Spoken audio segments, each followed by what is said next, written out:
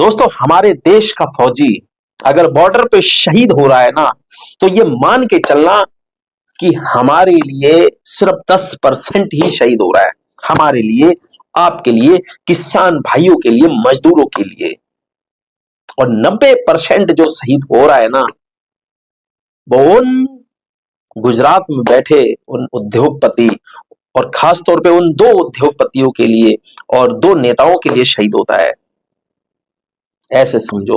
और मैं ऐसा क्यों कह रहा हूं दोस्तों, ये देश धीरे धीरे, इस देश की सारी संपत्तियां धीरे धीरे प्राइवेट होती जा रही है।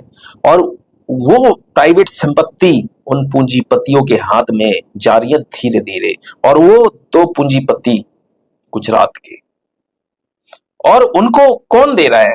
और उन्हीं वही गुजरात के दो नेता धीरे धीरे ले साइन एग्रीमेंट ले। बात को समझो, ये देश धीरे धीरे प्राइवेट होता जा रहा है। तो जब भारत का कोई फौजी बॉर्डर पे खड़ा है, अगर शहीद हो रहा है, तो हमारे लिए सिर्फ 10% शहीद हो रहा है, बाकी 90% उनके लिए शहीद हो रहा है। क्यों? क्योंकि हमारे देश का जो पैसा है धीरे धीरे उन्हीं लोगों के पास में है।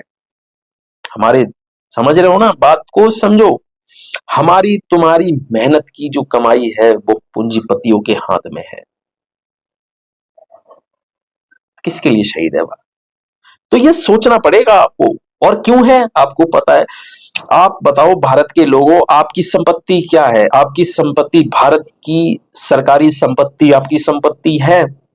और भारत की संपत्ति, जो सरकारी संपत्ति है, वो धीरे धीरे प्राइवेट करके उन उद्योगपतियों के हाथ में दी जा रही है। तो अब आप बताओ, आपके पास क्या है? झुंझुना।